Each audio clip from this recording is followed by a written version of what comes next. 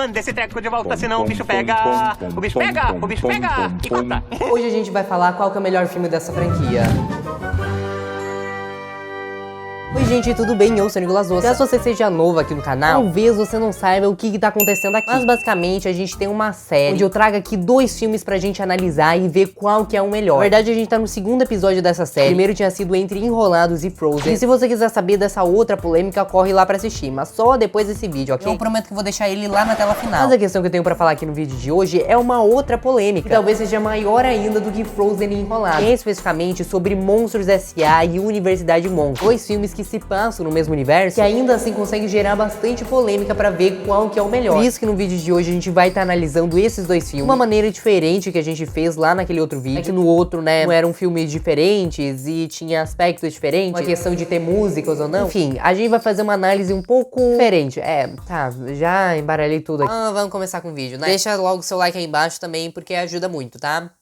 Obrigado. Acho que pra gente começar melhor esse vídeo, a gente tem que falar especificamente sobre Monstros S.A. Afinal, foi o filme que originou tudo isso. Filme lá de 2001 que consegue fazer muitas experiências vividas nos dias de hoje. Acho que a palavra certa que eu tô procurando aqui é um filme que existe um tempo específico pra você assistir ele. É aquele tipo de filme que você consegue assistir em qualquer momento da sua vida e sempre vai fazer sentido com a realidade que a gente tá vivendo. Principalmente aqui a gente já começa vendo um mundo dos monstros, né? Obviamente que seria um mundo dos monstros. Aqui de uma visão totalmente do que a gente tá acostumado a ver nos outros filmes. Naquela época ainda, né, nos anos 2000, a gente tava muito acostumado em ver que monstros eram coisas ruins e afins. E esse filme serviu pra quebrar essa quarta parede. E a gente consegue ver que os monstros têm a mesma realidade que a gente tem. Eles saem pra trabalhar, pra tomar café da manhã, eles têm carro, eles têm energia elétrica, programa de TV. Tudo isso é graças à famosa energia do medo. Essa energia é coletada através dos gritos das crianças que são pegas lá do mundo humano. Quem faz esse trabalho aí, especificamente são os famosos assustadores. Isso também dizer a elite ali do filme, né? Eles, na verdade, estão arriscando a sua própria vida de ir lá no mundo dos humanos. Porque nesse universo a gente ficou sabendo que as crianças, então, teoricamente, pelo menos, né, são tóxicas. Se uma criança tocar em você, ou pelo menos um objeto de uma criança tocar em você, a gente tem que chamar o 2319. Mas a história do filme tá mesmo quando uma criança do mundo humano, sabendo de toda essa questão do medo, né, que os monstros têm em relação às crianças, consegue fugir do seu quarto e vai parar lá no mundo dos monstros. Isso, obviamente, acabou acontecendo muitos conflitos ali no filme. Especificamente, conflitos envolvendo o Mike e o Sully. São os grandes protagonistas aí desse filme. A gente consegue ver uma relação muito forte da amizade dele, uma amizade que principalmente se desenvolve a cada momento, né, que o filme vai passando, até porque eles enfrentam bastante desafios que põem a amizade deles em risco, principalmente quando se trata dos vilões desse filme. Mike e o Sully estão tentando arrumar toda essa confusão que aconteceu com a criança humana. Lá no final do filme a gente acaba descobrindo que na verdade foi tudo um plano dos vilões, né, especificamente do Randall e do grande plot twist desse filme, o Senhor Waterloo. Inclusive até tem um vídeo falando sobre a história dele, explicando talvez o que dele não ser especificamente um vilão. Esse vídeo vai estar aqui embaixo na descrição caso você queira assistir ele depois. Mas acontece muita porradaria ali, porradaria aqui. O Mike e o Sully precisam enfrentar esses vilões pra conseguir salvar essa criança, né, do mundo humano. Os dois, inclusive, vão lá parar no mundo humano. Essa até o famoso Abominável Homem das Neves. E o que importa mesmo é que no final de toda essa história, eles conseguem salvar a criança, conseguem desmascarar os vilões desse filme para eles serem presos. Um deles, pelo menos, né, porque o outro ficou lá no mundo humano, né, e virou jacaré. Você me entende. O melhor de tudo isso é que depois dessa jornada inteira que aconteceu, o Sully e o Mike acabaram percebendo uma energia muito mais poderosa do que a energia do medo, e especificamente a energia da alegria, e através dos risos das crianças. É que eu acho que já é uma mensagem muito legal que o filme nos passa, sobre o quanto que a alegria é muito mais poderosa do que o medo. Quando a gente tá num momento assim de aflição, a gente tá passando por um problema na nossa vida, é muito melhor a gente tá rindo dele do que tendo medo, né? Claro que também depende do problema, né? Só pra deixar claro. A questão aqui mesmo é que o mundo inteiro gostou, amou direito esse filme. É que a sua bilheteria no final ficou 577,4 milhões de dólares pelo mundo inteiro. Isso que eu chamo de ganhar na telecena. Tanto que esse sucesso foi tão grande no mundo inteiro, a Pixar, alguns anos depois, decidiu fazer um novo filme desse filme.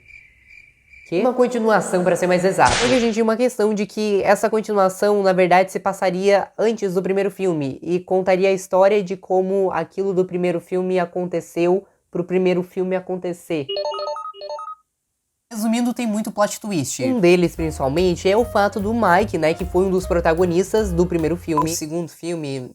sei lá como é que tem que chamar. Mas que ele era especificamente muito sozinho na escola, né? Ele não tinha muitos amigos e afim. A gente consegue perceber, inclusive, que independente dele tá percebendo que ele não tem muitos amigos, ele ainda assim fica insistindo, né? Acho que ele já tinha aprendido a mensagem lá do primeiro filme, que é muito melhor a gente tá feliz do que tá com medo. Então ele tá sempre otimista, enfrentando esse problema que é muito presente na vida dele. A gente vê que muitos anos se passam, ele tá indo então agora especificamente pra faculdade, absolutamente nada disso mudou. Tanto que agora ele tá enfrentando um novo dilema na vida dele, ele quer ser um assustador. Assim como ele tinha visto lá quando ele era criança na fábrica de Monstros S.A. E foi o ponto de partida que fez ele querer se tornar um assustador. E a questão é que quando ele vai lá pra faculdade, a gente acaba encontrando muitos plot twists, meu Deus do céu. A gente acaba encontrando muitas informações que se conectam lá com o filme original. Uma delas especificamente é que o Sully era um babaca e que o Randall era um carinha super legal. Tanto que inclusive houve uma rivalidade entre Mike e Sully, uma amizade entre o Randall e Mike. Nesse mundo a gente vai ver muita coisa. Eu acho que o que realmente faz a gente gostar desse filme é toda a questão da ambientação dele, sabe? Porque a gente tá vendo ali uma faculdade, né, com aquele cheirinho de anos 2000, anos 80, né, sei lá de quando que esse filme se passa. Mas tem aquele clima de filme antigo, sabe? Um antigo bom, pelo menos. Nem sei mais o que eu tô falando aqui. Principalmente porque nessa faculdade vai acontecer os jogos lá de faculdade. Obviamente, né, não seria jogo de qualquer outra coisa. Junto nesses jogos também acontecem alguns conflitos ali e aqui. Já que agora eles estão competindo com outros monstros, né? Isso obviamente geraria muitos dilemas ali naquele filme. Daí especificamente chega em um ponto da história onde o Mike e o Sully são expulsos da universidade. Eles agora precisam trabalhar juntos. Foi aí que inclusive começou essa amizade linda e maravilhosa que a gente vê lá no outro filme. Eu acho que esse filme aqui especificamente, ele não nos traz algo muito novo, sabe? Porque toda essa questão do universo dos monstros já tinha sido nos apresentada lá no outro. Então aqui é mais uma questão de nostalgia mesmo, sabe? Além de também apresentar novos ensinamentos de vida. Acho que o principal de tudo isso mesmo é a questão dos macabros. É a equipe do Mike e do Sully lá nos jogos da faculdade. E eles são simplesmente fora do padrão. Você imagina qualquer coisa de uma faculdade, agora imagina o oposto. Os macabros. Eles com certeza nos trazem bastante ensinamento de vida, né? Eu acho que o principal de todos eles é a questão de pensar fora da caixa, sabe? Principalmente lá naquela cena da biblioteca que tá acontecendo, tá todo mundo simplesmente em silêncio pra bibliotecária não pegar ele. Até que os macapas chegam assim: mas e se a gente fizer barulho? Porque ninguém disse que a gente não pode fazer barulho. O famoso sair da minha zona de conforto pra perceber que aquilo não era um conforto. Por algum motivo, enquanto eu tava gravando essa parte dos macapas, a câmera simplesmente não gravou o áudio. Ela realmente não gosta dos macapas, né?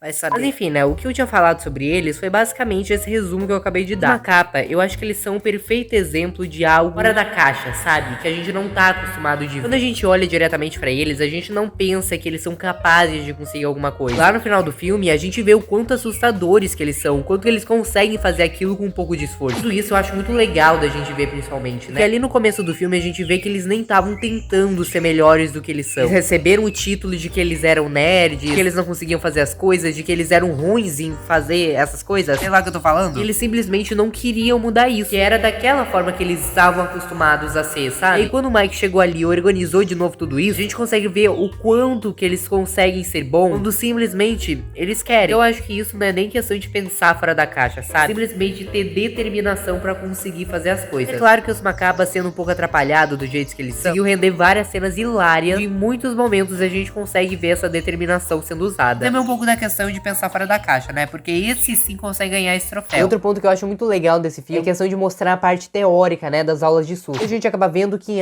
dar susto não é simplesmente tu chegar e fazer qualquer coisa. Inclusive, me comovo um pouco com isso. E tem um monte de gente aí que tá fora do YouTube, simplesmente chega aqui. Porque gravar vídeo pro YouTube é simplesmente ligar uma câmera e falar qualquer coisa. Não é assim que funciona. E toda a parte teórica também por trás. É um troço que dá estresse e dá trabalho sim. E talvez foi por causa de tudo isso que a bilheteria desse filme no mundo inteiro, 743,6 milhões de dólares. Uma bilheteria maior do que a do primeiro filme. Mas que de acordo com o público e com a crítica, ainda assim Monstros S.A. é um filme melhor. Mesmo com essa diferença bem grande de bilheteria, né? Isso pode ser explicado porque o primeiro filme tinha feito muito sucesso e as pessoas queriam ver esse segundo filme. Simples assim. Mas agora chegou o grande momento de eu falar qual é o meu filme preferido entre esses dois. Eu já quero confessar que é assim, não desgosto de nenhum dos filmes. Eu acho que os dois têm muita coisa que nos fazem refletir, principalmente por ser um filme da Pixar, né? Pixar no geral já produz filme que nos faz chorar, nos faz sofrer, nos faz ir pra terapia. Porque eu acho que o que me fez levar uma decisão muito específica pra decidir qual que é o melhor filme, especificamente apenas um ponto. Porque lá em Universidade de Monstros, eu vou ser bem sincero, se você não assistiu Monstros S.A., talvez você não vai entender 100% do filme. Você não vai entender as piadas do filme, sabe? Principalmente aquele plot twist de que o Sully era babaca, que o Randall era bonzinho. Essas coisas você não vai entender. Então eu acho que apenas por causa disso, Monstros S.A. é o meu filme preferido entre esses dois. Foi ele que começou todo esse universo, nos apresentou esses personagens incríveis e muito bem construídos, além de terem piadas muito mais originais. Na verdade, originais não é bem a palavra certa que eu quero falar. As piadas que fazem sentido independentemente, sem depender de outro filme pra você conseguir entender, entendeu? Mas agora eu quero que você me conte aí embaixo nos comentários qual que vai ser os próximos filmes que a gente vai analisar aqui nesse vídeo. Como eu tinha dito, o vídeo de hoje foi um pouco diferente, né, em comparação àquele outro vídeo que eu tinha feito dessa série. Às vezes assim, já se inscreva aqui no canal e também já ativa o seu sininho pra não perder nenhum vídeo novo dessa série. Aproveita e já clica nesse vídeo que tá aparecendo aqui no meu lado pra ver esse debate entre Enrolados e Frozen. De qualquer maneira, obrigado por passar mais um tempo aqui comigo. Até o próximo vídeo e tchau!